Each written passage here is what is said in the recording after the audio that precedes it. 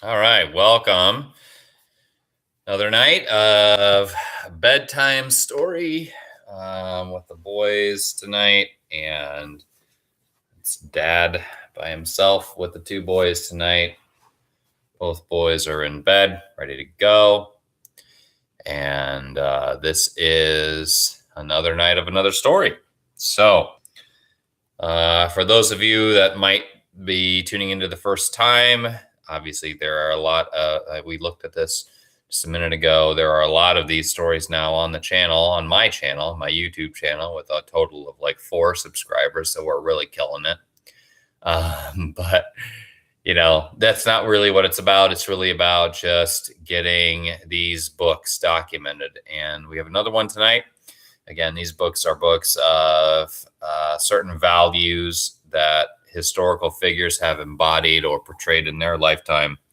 And it's just a really good learning tool. I had these when I was growing up, taught me a lot of different values about life and about how to treat people and how to respect people and how to, just go about managing day-to-day life, because it certainly can be a struggle.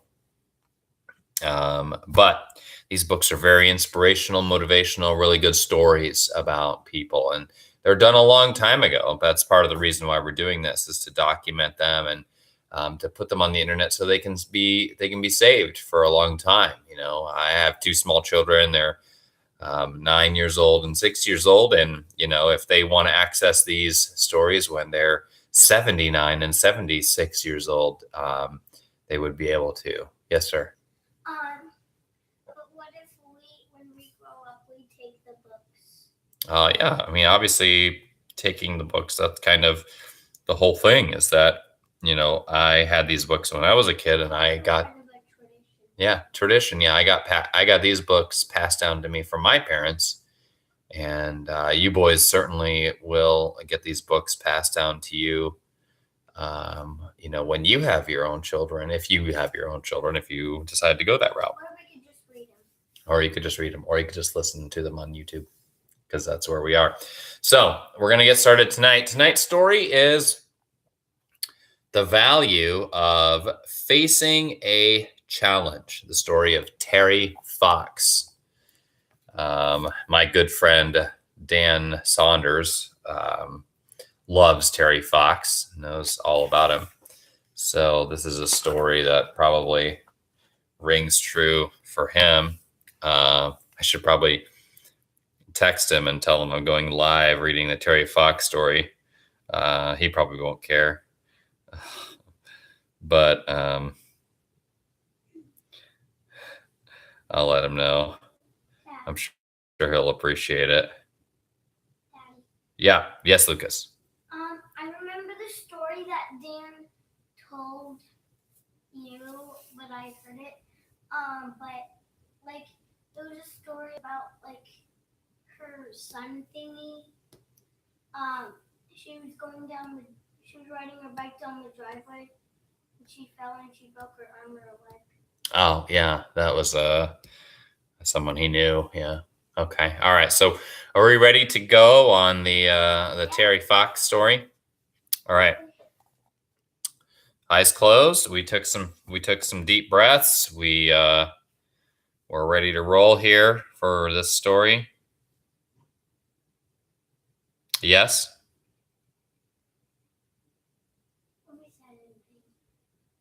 Oh, not surprised. I'm not surprised. So we're going to go ahead and get started here. The value of facing a challenge. The story of Terry Fox.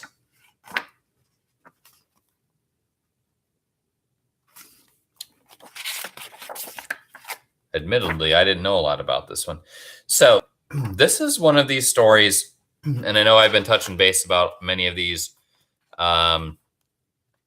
This one is actually one of the oldest ones. Actually, in looking at this timeline in the back of the book, this might actually have been the last value story written. So that's really interesting. Last night we did Louis Pasteur and the value of believing in yourself. And that was the first one. And so tonight, this looks like it might have been the last one. It might have been the last one in the story, as Dan says, I'm going to be an influencer.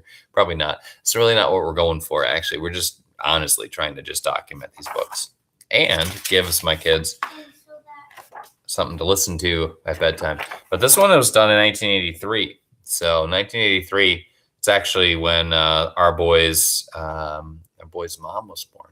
Yes, Lucas, last question. Okay, so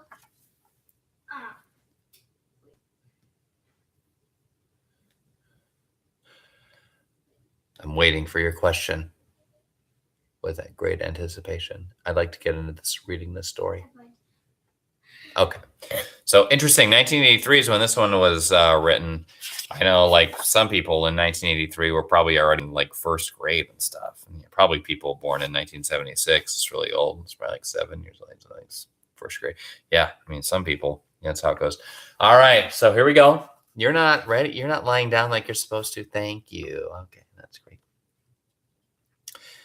Once upon a time, oh, by the way, there are lots of words in this book that I don't know how to pronounce very well. So I'm probably going to use a lot of mispronounced words. And I apologize ahead of time. It's not, out of intention or that I'm trying to make things worse. There's a lot of I don't knows in this one. So I'm just going to read them how it sounds, and we're going to go from there. Once upon a time, not very long ago, a boy named Terry Fox was growing up in Port Coquitlam on Canada's west coast. In most ways, Terry was an ordinary boy, an average guy. That's how he thought of himself. And like a lot of people, he expected to live an ordinary life. As we shall see, however, that was not to be. The Foxes were a close, loving family, but all of them, Terry himself, his parents, Raleigh and Betty, his brothers, Fred and Daryl, and his sister, Judith, were strong-minded people. So there was always a lot of debate and discussion, as well as a lot of fun and laughter in the Fox household. And Terry, you can be sure, won more than his share of the arguments. For Terry Fox was average in every way but one. Terry loved a challenge. Once he started something, he simply would not give up until he had seen it through. Even as a very small child, he had been like that, stacking his blocks over and over again until they stayed the way he wanted. I'm going to turn off this light because that's keeping you up. What's your question?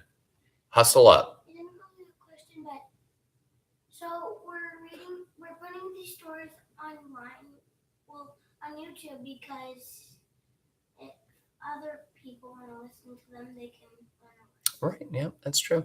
Thank you. Okay. Now lay down and go to sleep. Listen to your story. Later, he invented games and continued playing even after he would have preferred to quit.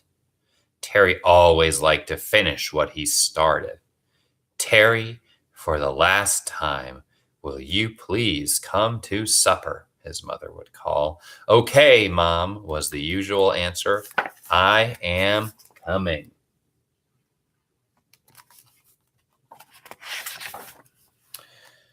Terry set himself many challenges as he was growing up. Basketball was one of them. Terry was small for his age, but he was determined to make the school team. One day, Terry and his friend, Doug Allward, were having a chat after school. Terry suddenly jumped up. Come on, Doug, he said. Enough of this sitting around. Let's go practice some basketball shots before dinner. Give me a break, groaned Doug. You must be the only guy in 8th grade who thinks basketball 24 hours a day. But as usual, he went. By the way, Doug asked as they played, what did the coach say when you went for the tryouts today? Nothing much, mumbled Terry. You seemed pretty upset about after school. He must have said something, insisted Doug. Terry sighed. Coach said I am too short for basketball. He thinks I'd be better off wrestling.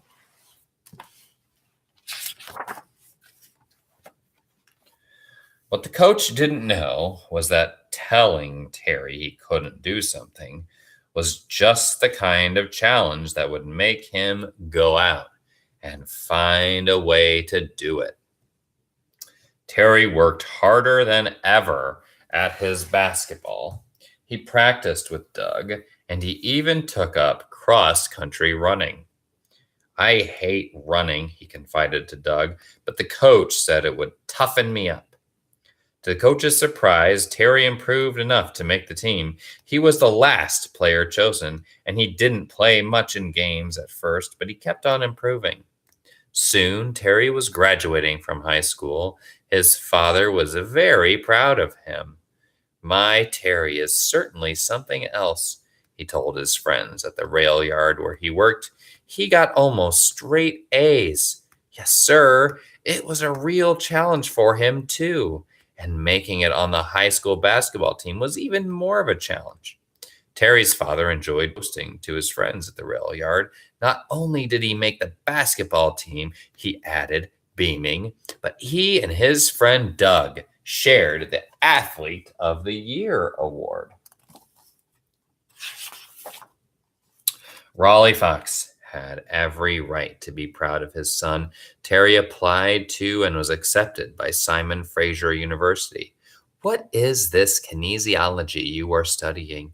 His friends would ask him. It's the study of body movement, replied Terry.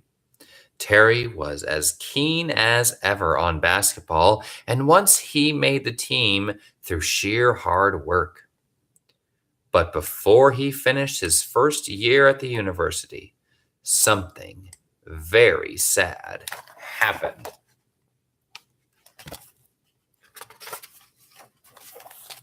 A pain in his right knee had been bothering Terry for weeks. He had ignored it, determined to finish the basketball season. Now, suddenly, it was so bad he couldn't stand up. Terry's parents took him to the hospital. Tests showed that Terry had cancer. He was going to lose his leg. When the doctor told him, he cried. But I can't lose my leg, he protested. I'm an athlete. I understand how you feel, replied the doctor. Nobody could understand how I feel, Terry said quietly. Of course, Terry was right. Nobody really could, but they certainly tried. His family, his coaches, Doug, and his other friends all gave Terry wonderful support. Knowing that all those people cared really helped me, Terry said later. This was surely the greatest challenge Terry had ever faced in his life, and Terry did face the challenge with spirit and determination as always. Barely 6 weeks later, with an artificial leg and a cane in his hand, Terry visited his dad at work. Raleigh's friends were delighted to see Terry looking so well and were astounded by his courage. You have quite a son there, Raleigh, they said. Raleigh didn't have to be told that. He knew it. Come on, Dad, let's go play that game of pitch and putt you promised, called Terry. That same night, Terry thought about what had happened as he sat on the steps outside his parents' home.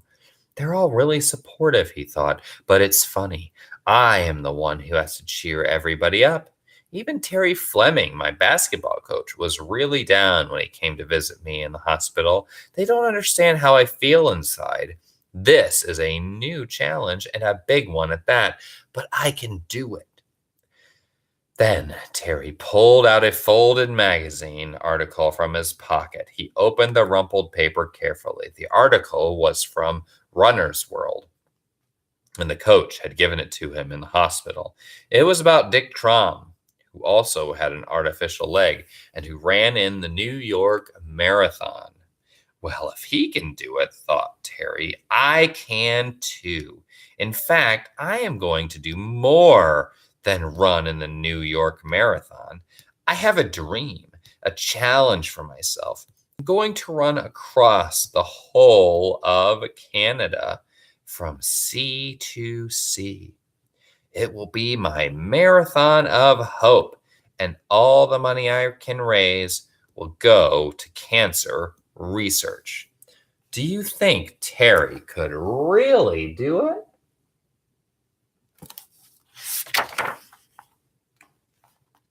For the next 16 months, Terry was in and out of the hospital undergoing special treatment. His experiences at the hospital made him feel even greater determination to fight cancer. Seeing the courage with which others face the disease made him want to do something to help them. It was during this time that Terry met a very special friend. Her name was Rika. She was 20 years old, just like Terry, and as lively as Terry could be shy. Rika helped coach wheelchair volleyball players and had met Terry when he was playing wheelchair basketball. Terry told Rika of his dream of running across Canada. I think it's a wonderful idea, said Rika, but you are going to need some sponsors. Terry agreed with her. Why don't you write to some large companies and explain what you are trying to do, suggested Rika. Great idea, said Terry. He got some note paper out and started writing letters. He asked the companies to sponsor the Marathon of Hope in whatever way they could.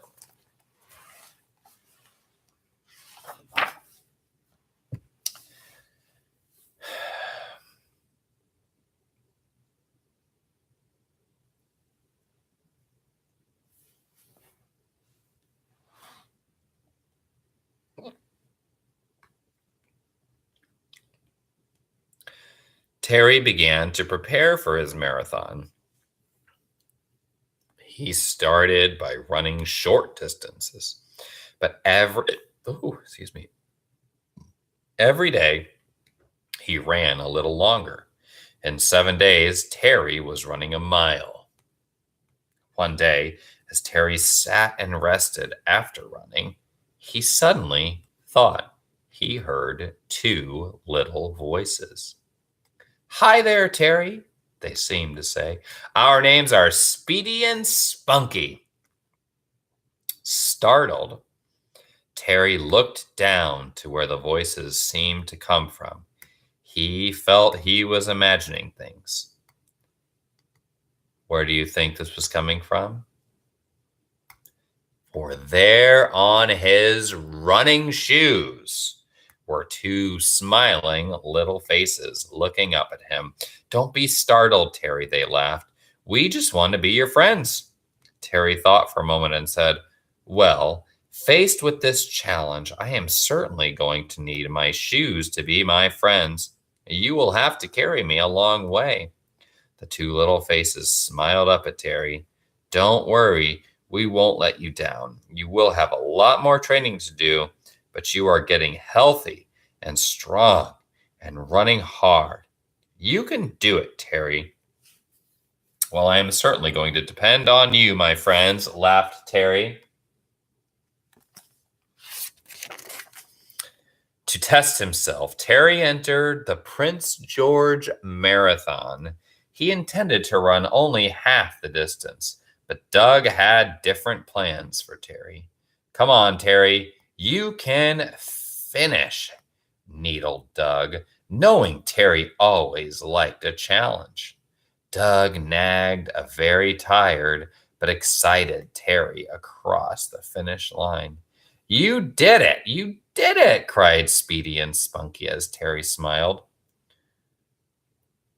One day, when Rika was out running with Terry, they met a Canadian National Railways switchman who worked with Terry's dad. Hi there, Terry, the switchman beamed. How are you doing? Great, grinned Terry. Thanks to the wheelchair you guys bought me. It has given me terrific mileage. Yes, we hear you've been racing your friend Doug out on the track and playing wheelchair basketball. What's next? Terry laughed. Rika piped in proudly. Terry's on the Vancouver Cable Cars wheelchair basketball team. They came in first in the finals. With Terry on the team, of course they did, muttered Speedy and Spunky. I ran 101 days in a row, admitted Terry with pride. I might have done even more, but I promised Mom I would take Christmas Day off. It's all part of my training, he added, and then explained his plan to run across Canada to raise money for cancer research. The railway man couldn't believe his ears. Well, Terry, that's crazy, he burst out. Terry sighed. That's what Mom thought at first. And what did your dad have to say? The whole family is with me now, answered Terry happily. In fact, they have organized garage sales and a dance to raise money for living expenses along the way. They've been terrific.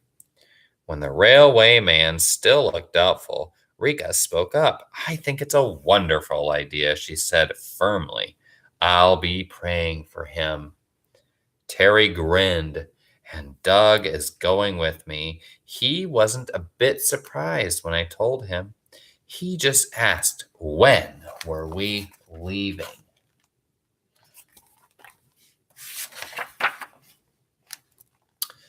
The day came quickly. After running 3,000 miles in training, Terry boarded a plane for Newfoundland on Canada's east coast. He was ready to take on the challenge of a 5,300-mile run across Canada. The day Terry started his run, his family and friends watched him on television on the morning news. There were Terry and Doug in St. John's, Newfoundland. Doug was driving a van donated by the Ford Motor Company that used gas donated by Imperial Oil. The letters had worked. Several other large companies also helped Terry in whatever way they could. Even large companies understood a challenge. A company has to start from scratch too. Without the help of others, that can be hard. Speedy and Spunky understood that too. It was April 12th, 1980, and a cold, rainy morning. Terry told reporters his challenge was to raise $1 million for cancer research. He hoped to run 30 to 40 miles a day and be back home in Port Coquitlam in 6 months. One reporter said, "You sound pretty confident." If it's only up to me and my mind, Terry answered, I've got a lot of positive attitude. I think I can do it. We don't think you can do it, Terry. We know you can, whispered Speedy and Spunky. We'll be with you all the way. Terry looked down at his little friends and smiled.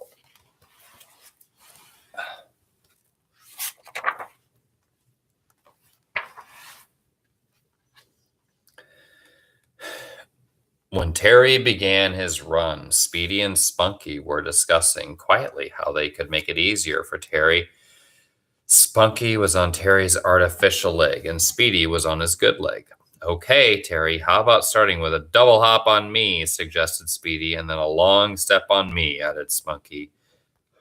That should work pretty well, said Terry. Let's give it a try. Just seeing Terry run, his face filled with determination, warmed the hearts of Canadians. People began inviting him into their homes for meals. In the first towns he ran through, donations poured in. In one town of 10,000 people, the donations came to a fantastic $10,000. $1 per person now became the dream Terry had for his marathon of hope.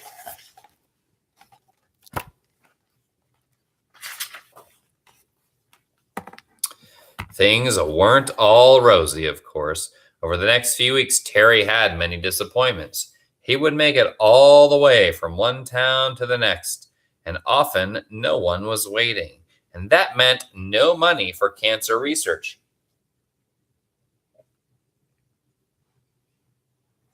Truth. Sometimes Terry got really discouraged, but Speedy and Spunky always found a way to cheer him up. Come on, Terry. There are lots of other towns, they cried. Running was hard on Terry. One time he got dizzy and lightheaded because the strain on his heart was so great.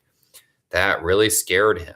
But the reaction was typical of Terry. He rested a few minutes in the van, then went out and did 15 push-ups in the road and started running again. Great, encouraged Speedy and Spunky. Just remember, a double hop and a long step. Whoops, sorry about that. Lucas, you need to focus on going to bed. Do I need to turn off this light for you? No. Okay, then show me.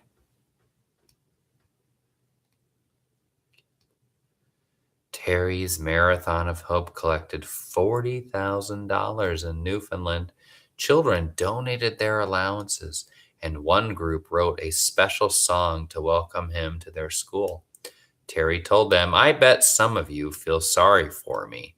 Well, don't. Having an artificial leg has its advantages. I've broken my right knee several times, and it didn't hurt a bit.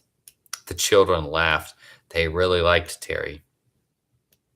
Terry liked young people a lot, too. Again and again during Terry's run, young people joined in and ran with him. Terry sometimes turned on the speed and ran as fast as he could to show them just what he could do. They ended up tired and puffing. One newspaper, the Halifax Mail Star, wrote an article on Terry on May 21st. The paper quoted Terry as saying, people seem to forget what I am doing this for. They think I am running across Canada on some kind of ego trip. It is a personal challenge, but I'm trying to raise as much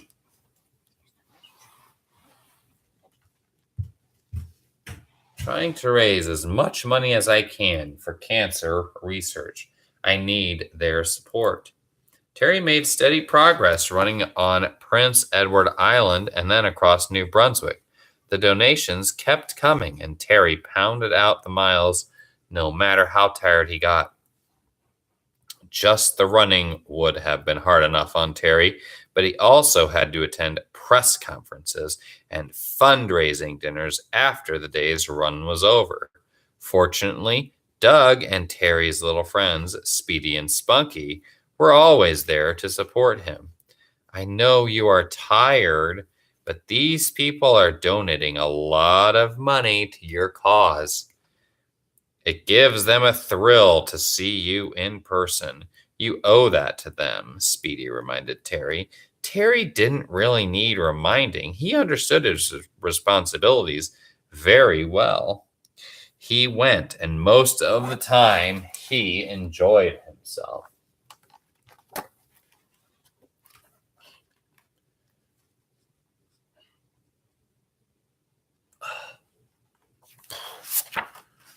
Okay.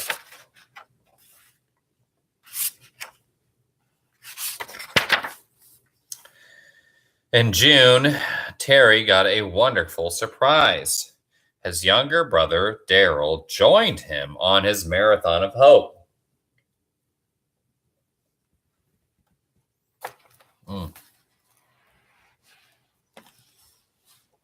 Terry was delighted. Daryl was the joker in the family. A little bit, get a little more comfortable here.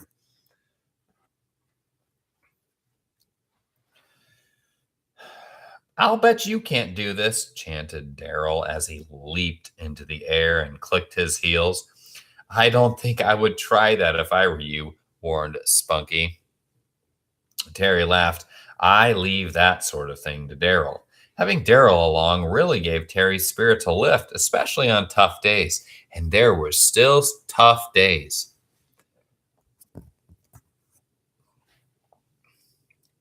Days when they collected almost no money. Days when Terry ran through pouring rain or hailstones the size of golf balls. Days when he nearly got hit by cars. But there were good days, too. In Montreal, 4 wheelchair athletes and a football star, Don Sweet, accompanied Terry through the streets to a reception at City Hall. The president of an international chain of hotels put the boys up in the luxury suite, and it was like nothing they had experienced. "Look at these, will you?" marveled Daryl when their t-shirts came back from the laundry. "Each one is wrapped in paper, just as if it were brand new."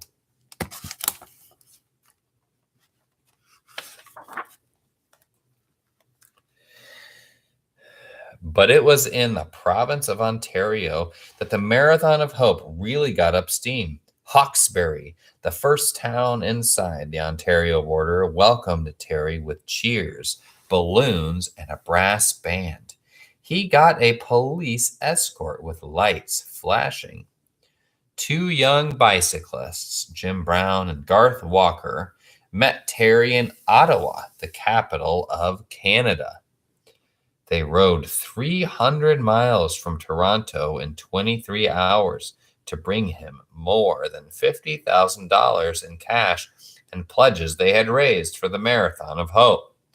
The next day, Terry made the official kickoff at a Canadian Football League exhibition game. The crowd of 16,000 gave him a standing ovation. In Ottawa, Terry also met the Governor General of Canada, Edward Schreyer. You might think Terry dressed up for the occasion. Well, Terry wore his same old gray flannel shorts and his Marathon of Hope t-shirt. He wanted people to remember what he was running for: cancer research.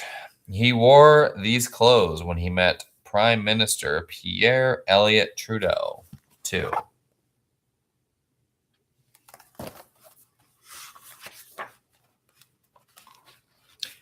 In Ontario, Terry's spirits really soared. School children donated the money they raised by saving pennies and nickels from their allowances. Teachers matched the amounts their students gave. Even at dawn and in the rain, people lined the highways waiting for him to pass. Bus drivers stopped their buses when they saw him. They collected money from their passengers to hand to Doug or Daryl. Terry would wave his thanks as he ran by. Radio stations and the Canadian TV networks were now covering Terry almost all the time. An American network also told Terry's story. They sent a crew to film him for the program Real People. The show's hostess, Sarah Purcell, ran with Terry as she interviewed him. The new challenge for Terry was the challenge of being a celebrity. He was exhausted, but the public wanted to see him. He was nearly mobbed in shopping malls. Everybody wanted to touch him, shake his hand, get his autograph. I am an ordinary guy out to challenge cancer. It is the Marathon of Hope you should be thinking about, not me, Terry would remind them. A wonderful surprise was waiting for Terry just outside the city of Toronto.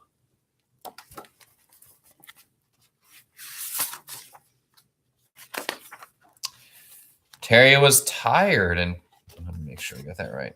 Yep. Okay. Terry was tired and concentrating hard on his running. Suddenly, Speedy and Spunky cried, "Hey, Terry, look ahead." Terry looked, and there were all his family standing at the side of the road. One of the city's newspapers had flown them in for a reunion with him. For the next few minutes, everybody was hugging and crying and laughing and asking questions all at once. Then, with his challenge foremost in mind, Terry set off again, running with his spirits high, his fatigue lifted as if by magic. The next day brought another surprise. Bill Viggers, who was organizing the run through Ontario, had asked Terry if there was anything special he wanted done in Toronto. It would be nice to meet Daryl Sittler and Bobby Orr, my hockey heroes, Terry replied. Mischievously, Bill now told Terry that it looked as if Sittler wouldn't be able to make it. Imagine Terry's delight when Sittler turned up at the hotel after breakfast. Wearing red shorts and a Terry Fox t-shirt, he poked his head into Terry's room and casually asked, "Anybody want to go for a run?"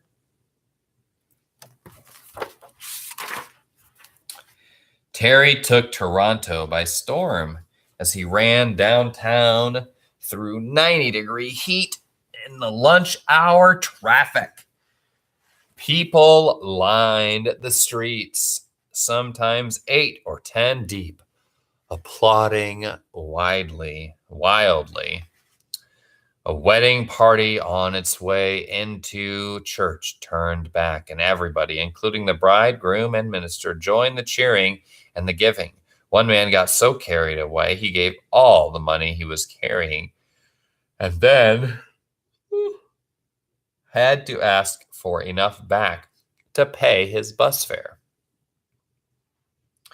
So much money was donated that the Cancer Society volunteers couldn't handle it all. More volunteers had to be recruited from the crowds. With large garbage bags, the volunteers dashed back and forth between the crowd on the sidewalk and the cars that stopped anywhere and everywhere so that the drivers could contribute. The run ended in front of Toronto City Hall, where thousands had gathered to hear Terry speak. Terry stood on the platform with several other celebrities. Daryl Sittler presented him with his National Hockey League All-Star Team sweater. "I've been around athletes a long time," Sittler said, "and I've never seen any with his courage and stamina."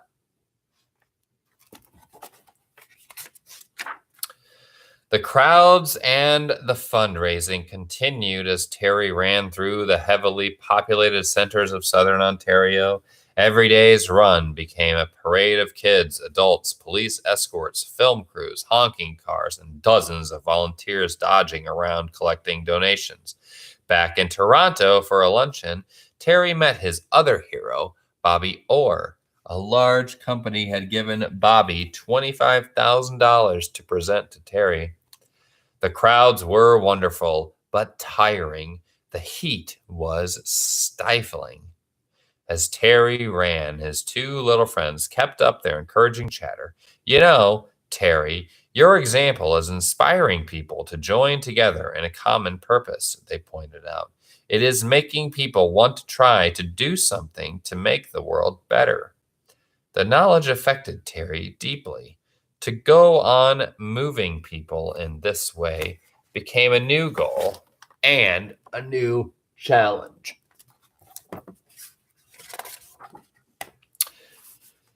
Terry moved some people to new heights. The inmates of a penitentiary, for example, raised $900 by washing cars for the Marathon of Hope. Some of the things people did to raise money for Terry could be quite funny. A man from Hamilton raised $912 by sitting for 51 hours in a vat of banana lemon custard. Another man crawled 11.5 miles on his hands and knees and raised $5,000.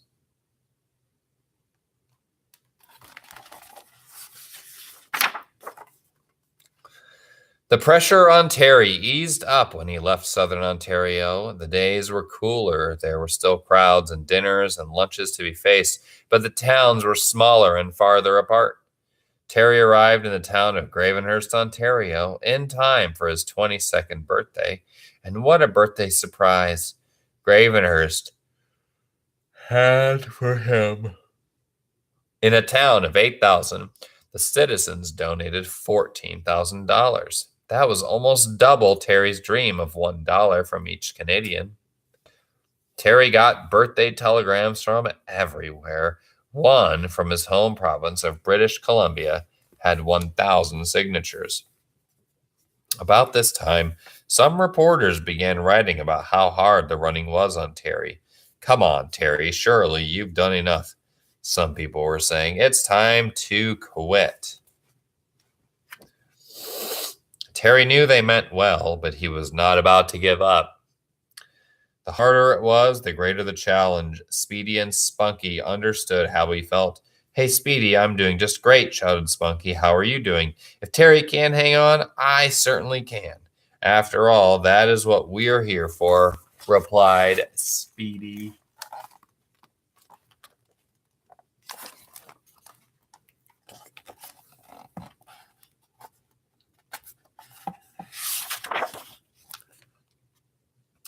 Terry was determined to prove that those who said he should quit were wrong.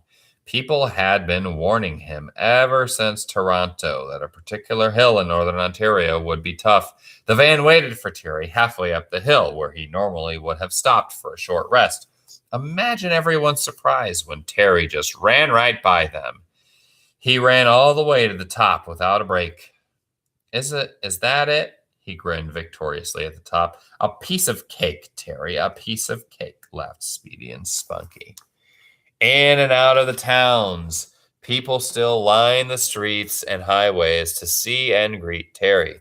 "Go, Terry, go," they shouted. "You can do it, Terry." But towns were now few and far between. One day there was nobody to be seen until a pickup truck loaded with Indians from a native community passed by. The Indians waved and cheered. A few minutes later, the same truck reappeared. It came back again and again, each time with a new group of people, waving and shouting encouragement. The truck was bringing loads of people to see Terry run and to cheer him on. Indians. Woof. Then, outside Thunder Bay, Ontario, Terry felt a sharp pain in his chest. He was just 18 miles outside the city, and a cheering crowd lined the road. Terry didn't want to disappoint them. He ran. Terry ran 8 miles and rested 15 miles. And rested 15 minutes. The pain in his chest kept up. He got up and ran some more. Speedy and Spunky became very concerned. "We can go all the way with you, Terry, but you'd better find out what this is all about first." Terry appreciated their encouraging words, but he knew he had run his last mile. He went into the van and told Doug to get him to the hospital. What was wrong? Was it Terry's leg? Was it his heart? No. It was Terry's old enemy striking again. This time, the cancer was in his lungs. Within a few hours, Terry's parents were by his side in Thunder Bay. There was a private jet ready to take him home. At a press conference before he left Thunder Bay, Terry told reporters, "I'll fight. I promise I won't give up. I just hope the fundraising will continue." And it did.